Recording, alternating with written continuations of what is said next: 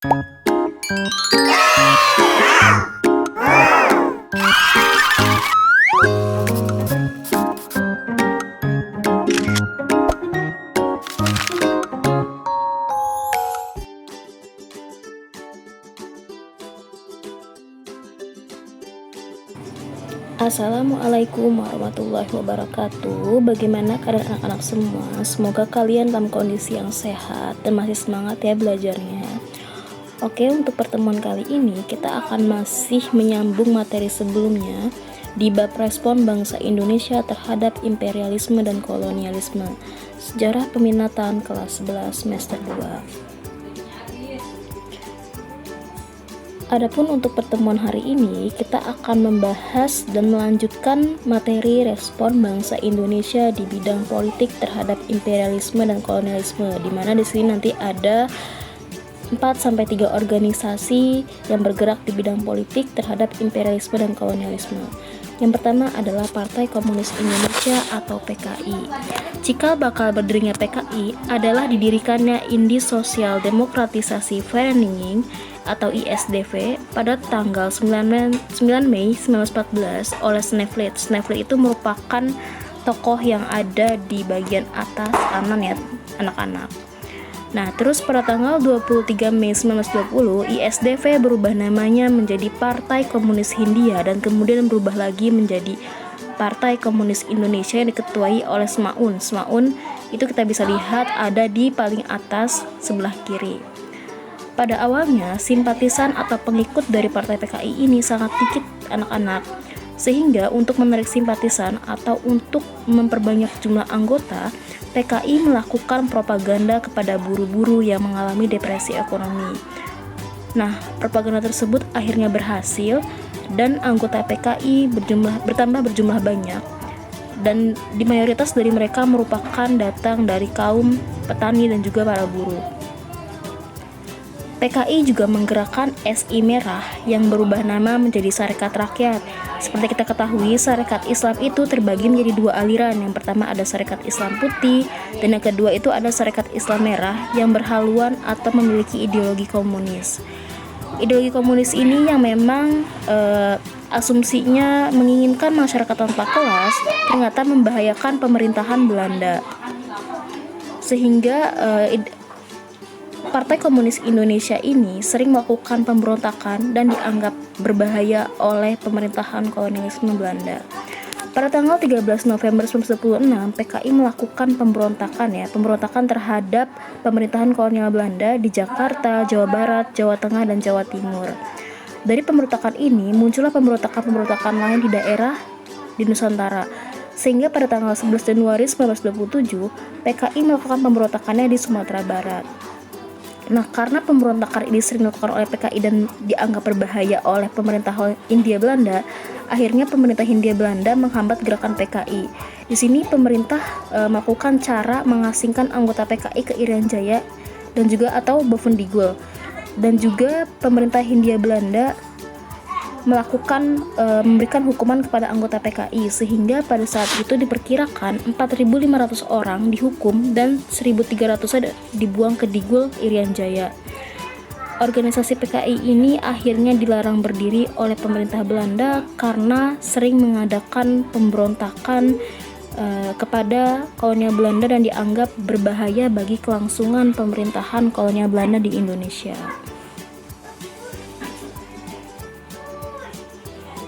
Selanjutnya ada Partai Nasional Indonesia atau PNI. PNI ini didirikan oleh Insinyur Soekarno pada tanggal 4 Juli 1927 di Bandung. Sebagai dampak dari gagalnya pemberontakan yang dilakukan oleh PKI, para pemimpin PNI sangat berhati-hati dalam melangkah dan bersikap demi keamanan organisasi yang baru berdiri. PNI ini didirikan dengan asas self-help, non-kooperatif, dan marhanisme. Di sini ada poin-poin tujuan dari PNI. Yang pertama, mencapai kemerdekaan sehingga harus dibangun semangat kebangsaan yang dipadukan menjadi kekuatan nasional. Yang kedua, harus ada upaya untuk melawan imperialisme karena imperialisme Belanda telah menjadikan Indonesia sebagai sapi perah untuk kepentingan kemajuan perekonomian mereka. Yang ketiga, agar dapat menggalang kekuatan kerjasama di antara organisasi-organisasi yang telah ada, Maka pada tanggal 17 sampai 18 Desember 1927, PNI memprakarsai rapat di Kota Bandung yang berhasil menggalang kemufakatan dengan partai-partai lain seperti Sarekat Islam, Budi Utomo, Paguyuban Pasundan, Sumantranan Bon, Kaum Betawi, dan Aglimene Study Club dalam wadah pemufakatan Perhimpunan Politik Kebangsaan Indonesia atau P3KI. PNI mengadakan kongres pertama pada tanggal 27 sampai 30 Mei 1927 di Surabaya yang berhasil menyusun program kerja atau program mereka di bidang ekonomi dan politik. Pada tanggal 18 sampai 20 Mei 1929, PNI mengadakan kongres kedua kalinya di Jakarta. Pola perjuangan PNI ini adalah agitasi politik yang lebih berarah kepada politik. Terus sehingga pada tanggal 25 April 1931 PNI akhirnya resmi dibubarkan, dan pembubaran ini menimbulkan perpecahan di kalangan pendukung PNI, di mana dibagi menjadi dua, yaitu yang pertama Partai Indonesia atau Partindo di bawah pimpinan Mr. Sartono, dan Partai Nasional Indonesia atau PNI baru di bawah pimpinan Dr. Andes Muhammad Hatta.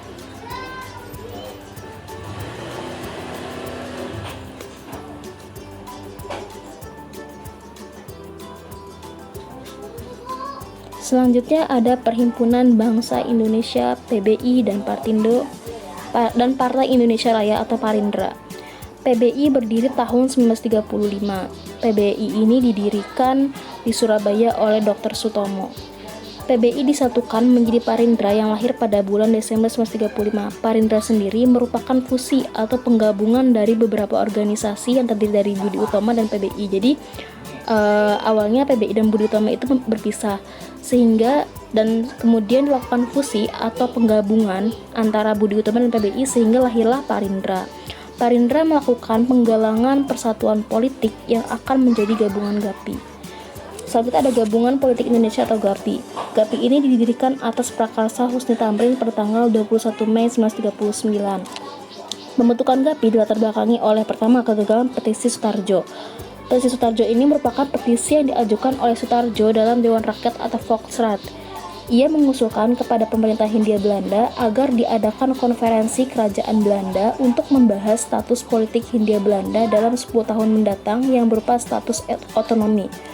Hal ini dimaksudkan agar tercipta kerjasama yang mendorong rakyat untuk menentukan kebijakan politik, ekonomi, dan sosial mereka sendiri. Petisi ini tidak seluruhnya diterima oleh anggota Dewan atau Volksraad. Hal ini disebabkan karena petisi dianggap merendahkan martabat bangsa Indonesia karena dinilai petisi tersebut merupakan bentuk meminta-minta pada pemerintah Hindia Belanda terhadap otonomi daerah Indonesia sendiri. Usulan dalam petisi ini dianggap tidak wajar dan masih terlalu prematur. Langkah-langkah yang diambil GAPI kemudian adalah mengadakan aksi dan menuntut pembentukan parlemen, tetapi bukan parlemen seperti Volksraad yang sudah ada. Yang kedua, ada sikap pemerintahan kolonial yang kurang memperhatikan kepentingan-kepentingan bangsa, lebih kepada kepentingan-kepentingan mereka sendiri, Hindia Belanda. Yang ketiga, semakin gawatnya situasi internasional sebagai akibat meningkatnya pengaruh fasisme. Menghadapi tuntutan GAPI, Indonesia berparlemen, maka dibentuklah Komisi Visman pada bulan Maret 1941. Komisi Visman bertugas untuk menyelidiki peribahan ketatanegaraan yang ada di Indonesia. Komisi Visman ini ternyata tidak memihak kepada pemerintah Indonesia, tetapi lebih memihak kepada pemerintah Belanda. Oke, sekian, terima kasih untuk materi kita hari ini. Untuk tugasnya nanti Ibu berikan di e-learning ya, dan kalian semangat terus belajarnya. Jangan lupa untuk tetap memperhatikan protokol kesehatan. 3M-nya dijaga. Kurang lebihnya Ibu ucapkan terima kasih. Wassalamualaikum warahmatullahi wabarakatuh.